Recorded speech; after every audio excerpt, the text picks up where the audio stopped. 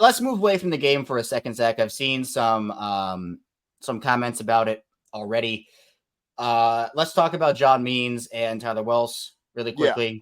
So we got word from Mike Elias today that both John Means and Tyler Wells are going to miss the remainder of the season. Two big blows to the Orioles pitching staff. And we talked about how much depth they have. Now, losing two of your pitchers, especially this early in the season, is not ideal. Certainly can change conversations about maybe going out there. I know that Elias also talked about Cade Povich a little bit in his answers. It's been on the tip of their tongue for a lot of people who have been discussing him recently. So initial reaction, Zach, to the news of Means and Wells, and how big of a loss are both those guys? How big of losses is this for the Orioles at this point in the year?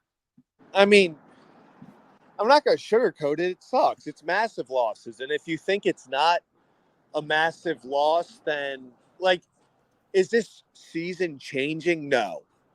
But these are massive losses in the fact that John Means, every time, has he been healthy? No. But when he's on the mound, he has done nothing but give you incredible outings from the second he's the past 3 years. And then you go to Tyler Wells. A lot of people thought maybe even in a bullpen role. I know I was pushing, thinking he could be an 8th, 9th inning guy. So, yeah, both of these guys, you lose them for the year. It sucks. It's no way to sugarcoat it. It sucks, but this is where, like you said, you talk about the Orioles' depth, the Albert Suarez, the Cade Povich, the Cole Irvin. All of them have the ability to come in here and not replace them necessarily in 100% of their production long term. You hope so, because they've shown the ability to.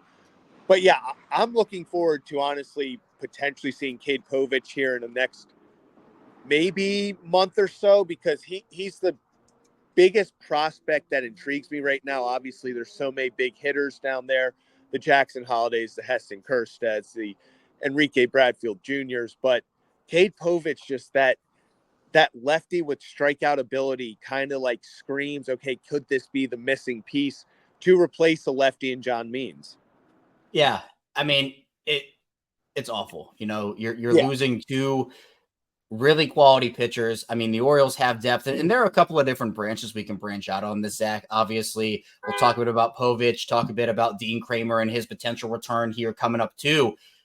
But this essentially, when we talked about it before the season, we had said, well, look, you have your 5 in Burns, Bradish, Rodriguez, Means, and Kramer. You have guys who can step in Cole Irvin, Tyler Wells. We didn't even know about Albert Suarez before the season started. He's come in and been a revelation for him. So I think they have the depth to withstand it, but it's getting thin now. Where at first it was, oh, you have all this depth. It's luxurious. You have everything. But now what was a 6-man rotation, Zach? We had that conversation, last week about how this was a 6-man rotation. Now all of a sudden it's like, oh, okay, well, now Kramer's on the IL. You lost 2 of these guys for the year. It's not that they don't have enough to make a 5-man rotation, but the depth situation has changed rather quickly, I'd say.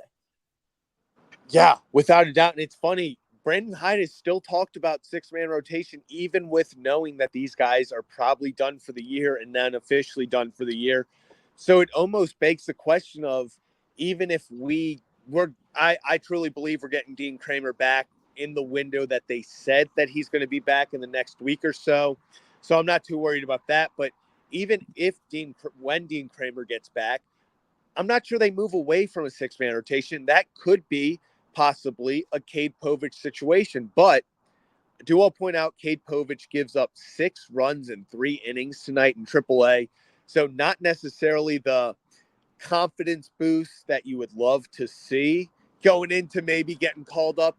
But I think he's shown enough in the minors that if they want to go with the 6-man rotation and keep Irvin or Suarez in the bullpen, I think they 100% give Cade Povich a shot.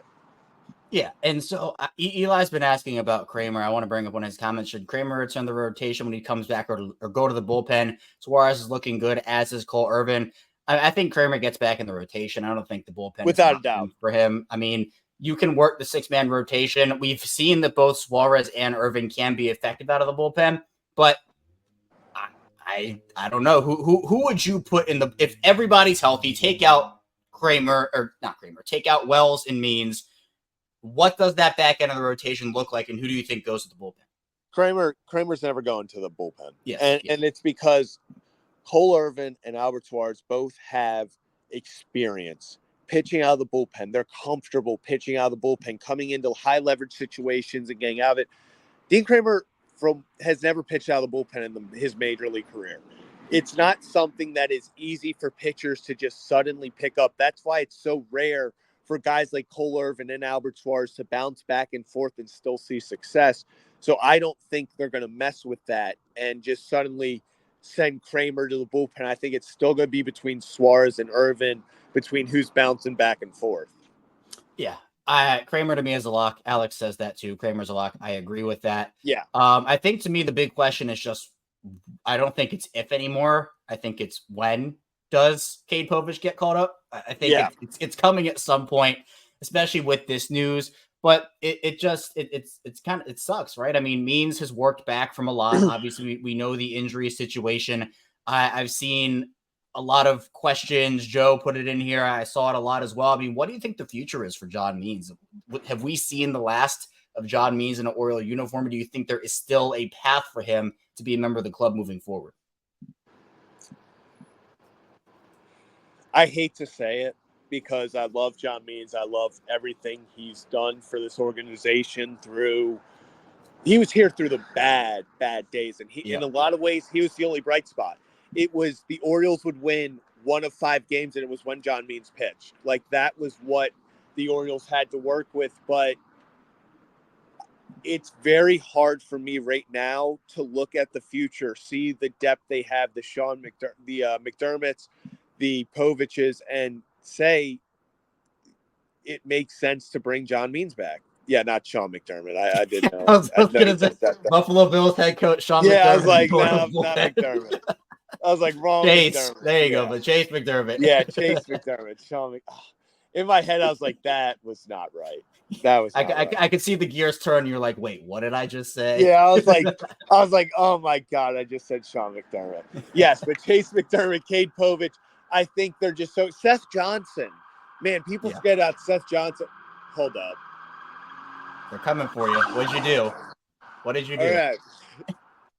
God love Baltimore City. People forget about Seth Johnson coming off injury. He probably will be back next year in the major league kind of discussion. I doubt he does it this year.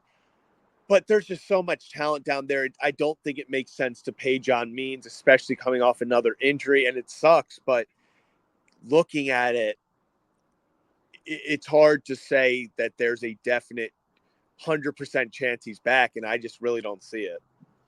Yeah, to me, I think the question is just how long do you want to block some of these guys? And look, when Means is on and healthy, he's really good. But it's just like it's been happening for so long. It breaks my heart for him. I mean, Means he's such a good guy and such a good pitcher when he's able to stay on the mound. But we're just starting. I mean, June is in 5 minutes, right? So we're about 2 or so months into the season. And that's a big stretch to not have 2 of these guys. Again, the Orioles have enough depth, I think, to sustain it. That's not the worry. But in terms of future, it just, I don't know. I'm leaning more towards he probably won't be back, which just is awful. I mean, I see Reds here saying losing Means is going to be like the Mancini trade again. And that's, again, like, a guy, as you mentioned, Zach, he was there through all the bad, all the ugly. He powered through that. And to imagine him not reaping the benefits of that long term, it's just, it's like, damn, like it sucks. But long term, you got to think about who you have in your system. I saw a question too about if I find it here, Adit here talking about is a starting pitcher trade more of a possibility? JV, Luzardo, Fetty, Severino, Verlander if available. Zach's giving you the shake head of no. He's shaking his head no.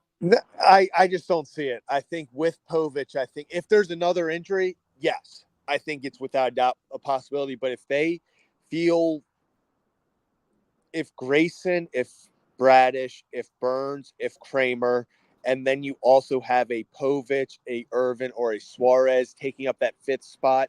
Maybe two of the three take up a six-man rotation. I don't see that being more pressing than the bullpen. That, going out and getting a guy that can pitch in the eighth, that can pitch in the seventh, I mean, a lockdown guy. I don't see them saying, okay, we can go and spend prospects on a guy that's going to be our five, who probably won't pitch in the playoffs. Because if you're going in the playoffs with Bradish, Grayson, and Burns, those are your three guys that are starting every game in the playoffs. I mean, maybe here and there you might give Kramer a start, but I just think overall it's going to be those three that go in the playoffs, and you expect them to kind of get you there as well. And look, there's really no silver lining in this situation, if we're being completely honest. But if you wanted to try to take, okay, how can we evaluate this in a way that is not just all negative? And trust me, it is negative. But it's the fact that you do have a couple of months to evaluate your rotation before the trade deadline happens. And they have enough down on the farm that I think that especially like we talked about with the bullpen, of like, they're going to try every single option they have in-house. And then if it gets crazy and there is another injury, or they're just, they're really struggling to find a guy, then okay, you can make a trade. But I think that they have enough. I mean, Burns, Bradish, Rodriguez, Irvin, Suarez, Povich. Like, I think that's already six, and that's enough. And if, guys go through slumps, guys go through struggles, but the rotation has been consistent all season for the most part. It's not like they've struggled with consistency issues. Suarez has been consistent. Irvin has been consistent. Rodriguez has been pretty consistent. Burns has been Corbin Burns. Not much else I have to say there. And then Kyle Bradish is looking like his old self again for the most part. So it would take a lot for the Orioles to consider a starting pitcher trade, in my opinion. I think it's much more realistic that when we're sitting here and talking a couple weeks before the trade deadline, I think everybody is still going to be talking about, yes, they should probably go out there and acquire a bullpen arm. But then, Zach, the question to that is, would you trade one of these MLB-ish ready starting pitchers like a McDermott or a Seth Johnson for win-now bullpen help? I would give up Seth Johnson and Chase McDermott. I don't see the Orioles at this moment. It really depends on what the trade gets you back, but I think they're so high on Cade Povich. I even think they're super high on Seth Johnson. So it's really tough to think that they'd have to be getting a massive piece back. I'm talking a Ryan Helsley from the Cardinals. I don't necessarily know if he'd be involved. I don't think he'd have to be involved in a Tanner Scott trade, but it would take a massive piece back for them to, I think, consider giving up a Povich. Let's just get the whole band back together. Tanner Scott, Clay McKenna, everyone back. The DFA squad. Get Jorge. Go get Jorge Lopez. Go get Tanner Scott. Get everybody. Get everybody involved. So yeah, bullpen to me, I think if we're talking about a trade, and look, Zach, everybody loves talking about trades all the time. It's never a dead conversation.